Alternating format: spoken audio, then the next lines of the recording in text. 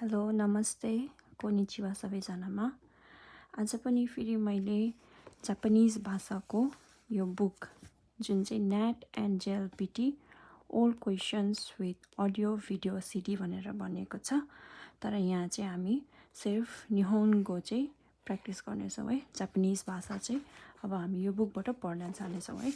हामी चाहिँ सबैभन्दा सुरु पन्नादेखि पढ्दै जानेछौँ। यो चाहिँ मैले नेपालबाट ल्याएको बुक हो, त्यसैले यो बुकबाट चाहिँ हामी सुरु गर्छौँ है। यो चाहिँ एकदम धेरै हामीहरूलाई हेल्पफुल छ। यो चाहिँ सुरुमा हिरागानादेखि सुरु भएको छ है। आज हामी यो हिरागाना छोडेर यो भाग पढ्छौँ है त। यसमा चाहिँ हिरागाना अक्षर आ वा बाट बनेका शब्दहरू वर्ड्स फ्रम हिरागाना लेटर्स आ वा आकारा वा मादेनो कोतोबा पढ्छौँ है त आज चाहिँ हामी। जापानिज उच्चारण अङ्ग्रेजी भनेको छ है। यतापट्टि चाहिँ जापानिजमा लेखेको छ, अर्कोपट्टि भने चाहिँ यो जापानिजलाई कसरी भनिन्छ नेपालीमा लेखेको छ र यतापट्टि चाहिँ यसको मिनिङहरू नेपालीमा लेखिएको छ र यतापट्टि चाहिँ फेरि अङ्ग्रेजीमा लेखिएको छ है, इङ्ग्लिसमा लेखिएको छ। तपाईहरुलाई नेपालीमा बुझ्नका लागि अलिकति गाह्रो हुन्छ भने तपाईहरुले इङ्ग्लिसमा हेर्न सक्नुहुनेछ, अङ्ग्रेजीमा हेर्न सक्नुहुनेछ र तपाईहरुलाई यदि अङ्ग्रेजी गाह्रो लाग्छ भने तपाईहरुले यसको नेपालीमा हेर्न सक्नुहुनेछ है। सबैभन्दा सुरुमा हाम्रो के छ आ सी यो चाहिँ पढ्न जान्नुपर्ने हुन्छ तपाईहरुले। यदि तपाईहरुले यो आ इ उ ए ओ पढ्न जान्नुहुन्न भने यो चाहिँ एकदम गाह्रो हुनेछ है। त्यही भएर तपाईहरुले सुरुमा चाहिँ यसको मेरो अगाडिको भिडियोमा हिरागाना आ देखि न सम्म हेर्नु होला है। आज चाहिँ हामी यो पढ्नेछौँ। त्यसो भए हामी यसलाई सुरुमा लेख्दै जाउँ है त। ल हामीहरु चाहिँ 1 2 गर्दै जाउँ है त। 1 नम्बरमा छ हाम्रो आसी। आ लेख्न तपाईहरुलाई यदि गाह्रो हुन्छ भने यसरी लेख्नुहोस् है त। म यहाँनिर लेख्दै जान्छु, तपाईहरुले त्यो कपीमा नोट आउट गर्न पनि सक्नुहुनेछ। यसलाई सुरुमा आ लेख्ने, आ सी है। आसी भनेको चाहिँ तपाईहरुको खुट्टा, खुट्टालाई चाहिँ आसी भन्छ है, खुट्टा। ल नम्बर 2 मा जाउँ। नम्बर 2 मा हाम्रो के लेखेको छ इसु भनेर लेखेको छ है त।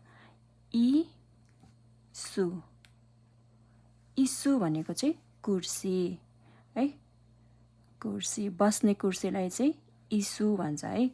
आज चाहिँ हामी एकदम बेसिक निहोन्गो पढ्दैछौँ, त्यही भएर योहरू याद गर्नुभयो भने चाहिँ तपाईहरुलाई डेली कन्भर्सेसनमा पनि बुझ्न र बोल्न एकदमै सजिलो हुनेछ।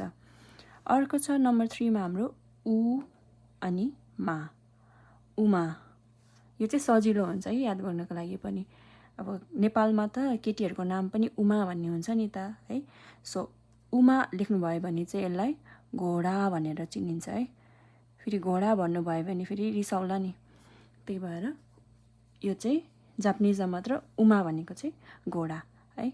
नम्बर 4 मा छ ओखाने। ओखाने भनेको चाहिँ पैसा, यसरी भनिन्छ है। हामी चाहिँ नेपालमा यसरी ओखाने भन्छौँ भने जापानमा चाहिँ ओखानेलाई यसरी भनिन्छ। यो चाहिँ ओखाने है, ओ खाने। ओखाने भनेको चाहिँ पैसा है, पैसालाई चाहिँ ओखाने भन्छ है। नम्बर 5 मा छ खागी। खागी भनेको चाहिँ चाबी, चाबीलाई चाहिँ खागी भन्छ है। त्यसपछि नम्बर 6 मा रहेको छ किसेचु। किसेचु भनेको चाहिँ सिजन, किसेचु भनेको चाहिँ सिजन यानि कि ऋतु, ऋतुलाई चाहिँ किसेचु भन्छ है। अब किसेचु भनेको चाहिँ नेपालमा अब बर्खा, गर्मी, खै कुनी के भन्छ नि है। त्यस्तै यहाँनिर चाहिँ किसेचुहरू 4 वटा हुन्छ। यो चाहिँ हामी अलिक पछि पढ्दै जान्छौँ है त के हो भनेर। त्यसपछि रहेको छ नम्बर 7 मा कुसी लेख्नुहोस् है त। कुसी भनेको चाहिँ काइयो यानि कपाल कोर्ने काइयो है, काइयो कुसी भन्छ है यसलाई चाहिँ। नम्बर 8 मा छ केइजाई, केइजाई, केइजाई। केइजाई भनेको चाहिँ इकोनोमी भन्छ है, इकोनोमी भन्छ। इकोनोमी भनेको चाहिँ अर्थ है, नेपालीमा भन्नुपर्दाखेरि चाहिँ अर्थ। त्यस्तै रहेको छ हाम्रो 9 नम्बरमा कोदोमो, कोदोमो, कोदोमो भनेको चाहिँ बच्चा बच्चीहरूलाई चाहिँ यहाँनिर कोदोमो भन्छ है त। कोदोमो यानि कि केटाकेटी भनेर लेखौँ ल। केटाकेटी भने पनि भयो, बच्चा बच्ची भने पनि भयो, चिल्ड्रेन। केटाकेटीलाई चाहिँ कोदोमो भन्छ है। त्यस्तै रहेको छ 10 नम्बरमा साकाना, साकाना, साकाना भनेको चाहिँ फिस यानि कि माछा, माछालाई चाहिँ साकाना भन्छ है। त्यसपछि अर्को नम्बरमा छ सिनपाई, 11 मा सिनपाई, सी न हामा, मारुलाई दिने पा हुन्छ अनि ई लेखिदिने है त। सिनपाई भनेको चाहिँ चिन्ता, सिनपाई सिमास भनेको चाहिँ चिन्ता गर्नु है। सिनपाई यानि कि चिन्ता, चिन्तालाई चाहिँ सिनपाई भन्छ, वरी है। त्यस्तै रहेको छ नम्बर 12 मा सुकोसी, सुकोसी यानि कि थोरै, थोरै भनेको चाहिँ सुकोसी भयो। लिटल अथवा फ्यु भनेको चाहिँ यहाँनिर हामीले यसलाई थोरै लेखेर गरौँ है त। 13 नम्बरमा, 13 नम्बरमा रहेको छ हाम्रो सेखाई, सेखाई, सेखाई, सेखाई भनेको चाहिँ पृथ्वी है। पृथ्वीलाई चाहिँ सेखाई भन्छ, पृथ्वी वर्ल्ड होइन त, सेखाई। हामीहरू पनि यही सेखाइमा बस्छौँ, हामी यही पृथ्वीमा बस्छौँ है। त्यसपछि नम्बर 14 मा रहेको छ सोजो, सो उ जो उ, सोजो। सोजो भनेको चाहिँ इमेजिनेसन यानि कि अनुमान, सोजो सुरु भनेको अनुमान गर्नु भन्ने जस्तै हो है, अनुमान है त, अनुमान। त्यसपछि 15 नम्बरमा रहेको छ ताइसी, ताइसी, ताइसी, ताइसी भनेको चाहिँ राजदूत, राजदूतलाई चाहिँ ताइसी भन्छ है, ताइसी।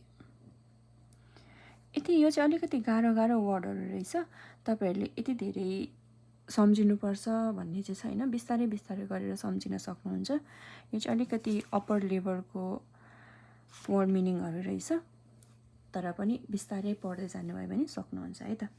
त्यसपछि नम्बर 16 मा रहेको छ चिसिकी, चिसिकी, चिसिकी हो। यो चिसिकीहरू भन्ने चाहिँ हाम्रो डेली कन्भर्सेसनमा युज भइरहन्छ, त्यही भएर यस्तो कुराहरू चाहिँ तपाईँहरूले याद गर्नुपर्छ है। चिसिकी भनेको चाहिँ विद्या यानि कि नलेज है, विद्या यानि कि नलेज। त्यसपछि 17 नम्बरमा रहेको छ चुची, चुची, चुची भनेको चाहिँ माटो, चुची भनेको माटो। यिनीहरू पनि याद गरिराख्नुपर्छ है। त्यसपछि अर्को भनेको छ तेरा, तेरा भनेको रहेछ यहाँनिर चाहिँ, तर अलिकति तपाईँहरूले चाहिँ फर्मल वेमा बोल्नुपर्ने हुन्छ यहाँनिर, त्यही भएर तेरा मात्र भन्नु चाहिँ मिल्दैन है। यसलाई हामी ओतेरा भन्छौँ, ओतेरा। ओतेरा भनेको चाहिँ मन्दिर, जापानमा धेरै नै मन्दिरहरू हुन्छ, त्यही भएर यो ओतेरा भन्ने शब्द चाहिँ तपाईँले याद राख्नुपर्ने हुन्छ है। म यो जापानिजमा लेखेको कुराहरूलाई चाहिँ मार्करले मार्क गरिदिन्छु, तपाईँलाई पढ्न सजिलो होस् है त। आसी, इसु,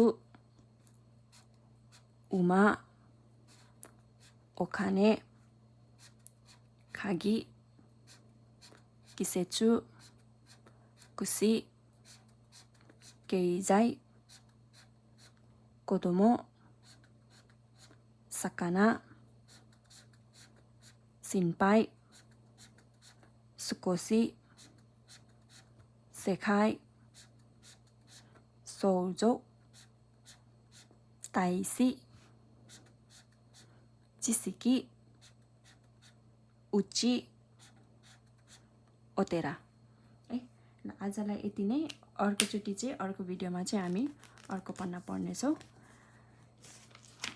यस्तै यस्तै निहुन्कोहरू पढ्नको लागि चाहिँ सेयर बटन थिचिदिनु होला है त।